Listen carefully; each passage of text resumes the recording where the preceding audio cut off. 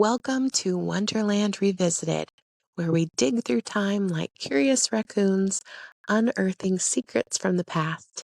This is episode 7, The Red Shoes, Neurodivergence and Creative Madness. Now, my mind has never been quiet. It hums and spins and overflows with ideas that refuse to sit still. And for a long time, I thought that restlessness inside of me was a flaw. And now I see it as a struggle, yes, but also a gift. I've come to see that there's also a kind of kinship in that restlessness, a shared curse amongst artists and dreamers. So today, let's wander through these topics of creative and artistic madness, neurodivergence, some personal stories, and a ballet and fairy tale that means so much to me. Please pour yourself a cup of tea, and if you're feeling properly rebellious, something stronger, and let's settle in. Have I gone mad? Said Alice. I'm afraid so, my dear. You're entirely bonkers. But I'll tell you a secret. All the best people are. Lewis Carroll, Alice in Wonderland. Sometimes I think of my mind a little like Wonderland, full of doors that don't open the way that they're supposed to, clocks that run fast and slow all at once, and thoughts that change size before I can catch them. It's busy and bright, and sometimes too loud and disorganized, but it's mine. I used to think it was broken, but now I see it as a kind of magic, a good kind of madness, the creative kind. Growing up, I felt an insatiable drive to create from as early as I can remember. I was diagnosed at a young age, if it isn't completely obvious already, with ADHD and dyslexia. I have heard some experts say that ADHD in girls presents differently than in boys. Girls, they say, can be very chatty, and boys are more bouncing off the walls. But for me, for some reason, I was both. My brain whirled faster than I could process. My body was always moving, and I was obsessed with dance. As I've said before, I was raised in a theater-loving home, mostly on musicals, and I tap danced nonstop in the grocery store, on the kitchen floor. When I took the ADHD test later in life, I remember one of the questions, do you feel like you have a motor inside of you always going? Oh, yes, I do. Now, I loved Gene Kelly, and I would sit in front of the TV and VCR with wide-eyed wonder, watching his choreographed movements. Stop, rewind, try it again, all weekend long. Back then, I didn't know many people with ADHD, and I just felt so much shame about how bouncy I was. I was enthusiastic, always dancing. My mom worked so hard to pay for ballet, jazz, and tap lessons for me. And I had a little ballet book from the 40s with all the positions and the French words, and I would just practice for hours and hours with such dedication. And I would gaze at the TV while doing the splits and marveling at the choreography.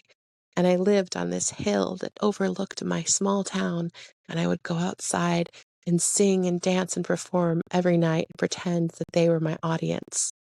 I would take a bow every night before bed, and I'm sure my mom was inside just laughing at me. Now, my dreams of being a dancer were dashed when my hip dysplasia got in the way. I was born with both hips missing certain hardware, which means I was exceptionally flexible, but as I grew, whenever I danced or even stood for long periods of time, I was in a ton of pain, and I hated it. I had several surgeries as an infant and a toddler, and I even was in a full body cast for a while, but my mom said it never stopped me. I used my arms to crawl and followed her all around the house with energetic determination, and I even wore little holes in the knees of my cast. There was a sweet spot in my childhood where I could dance and jump and run and watch TV doing the splits. But as I got older, I just couldn't anymore. And it broke my heart. I ended up having several surgeries to try to correct it, but it was never the same. So I turned to song and art, and I sang constantly. And at night, I painted with whatever I had. And my mother, who was very organized and did not like messes, got apprehensive when I got creative. Once I found some exterior paint in the woodshed, and I took apart my swing set, and I used a jump rope and a paint can to create a whole outdoor Jackson Pollock situation on our driveway. And I remember thinking my mother would be very impressed, but when she saw the driveway, she was not. I was very sensory seeking, always inventing new things, and thinking, what if I jump off of that? What if I invent my own paint? And with fashion, I created extravagant costumes that looked very out of place at school.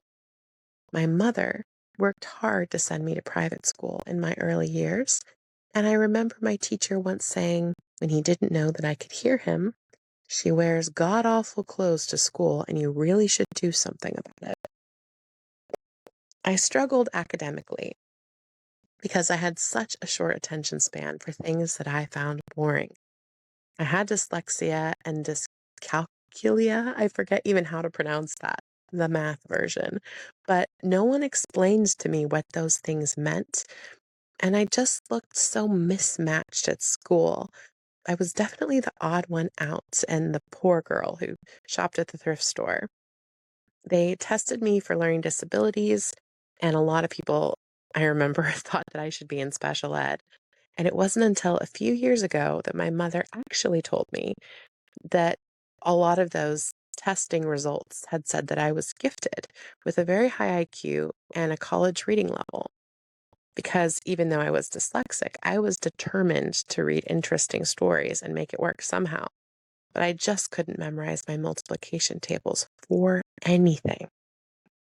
And I asked my mother, why didn't she tell me this when I was young? I felt like an intellectual ugly duckling, I told her, and she said, I wanted you to be humble.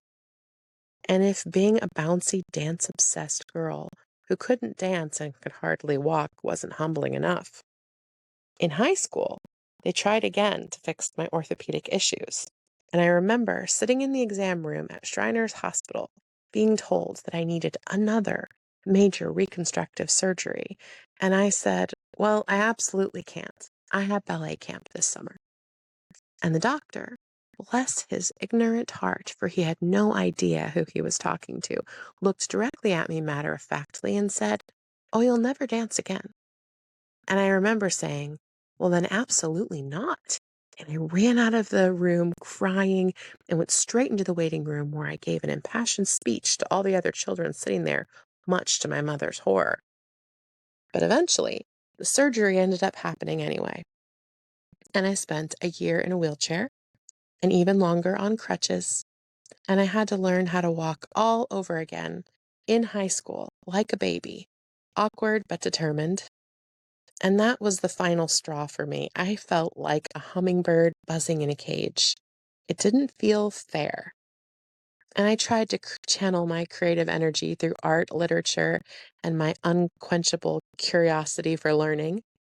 I hobbled with my crutches to the library and told myself, this summer I will look at every book. And I did.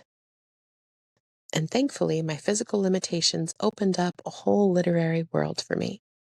And now, as a single mother of 6, I wear a lot of hats, and I like it. I need to be busy and expressive and satiated, and I guess I see it as a gift. I'm not going to say I'm glad for the limitations I've had, or still have, because my hip is still a thorn in my side that drives me crazy.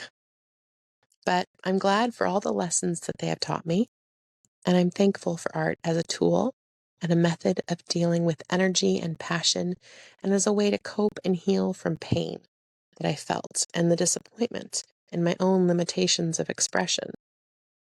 And sometimes I think back on this film, The Red Shoes, the movie that both fascinated and frightened me as a child. The original fairy tale and the film both are very powerful. I watched that surrealist dance scene again and again and again, and I guess I felt I understood her, the spell of the red shoes. I didn't know how to process it or express it, but that creative, artistic madness was mine as well. That ecstatic and destructive pull of artistic compulsion. It's exhilarating and exhausting all at once. Drawing all night long, reading everything about a single topic like a starving wild animal, and then waking up the next morning dazed and drained, knowing that you have to face another boring and ordinary day. It's like having so many thoughts and so much to say, but it's all moving too fast to catch any of it. It's both purest satisfaction and brings the most desperate question of how do I stop? How do I stop? And maybe that's what madness really is.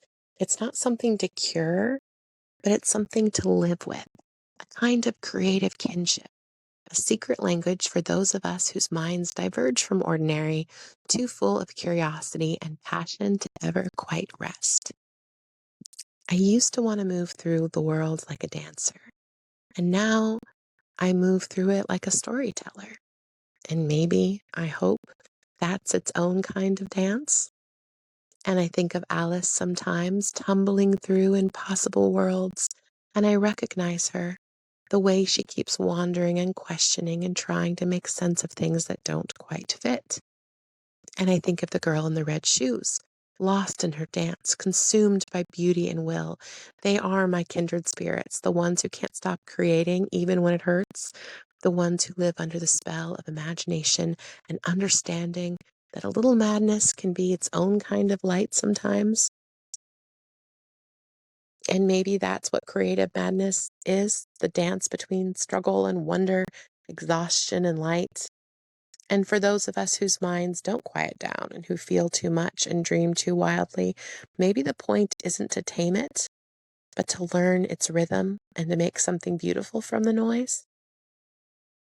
Well, thank you for listening to episode 7 of Wonderland Revisited, The Red Shoes, Neurodivergence, and Creative Madness. And if you enjoyed this episode, please share and subscribe.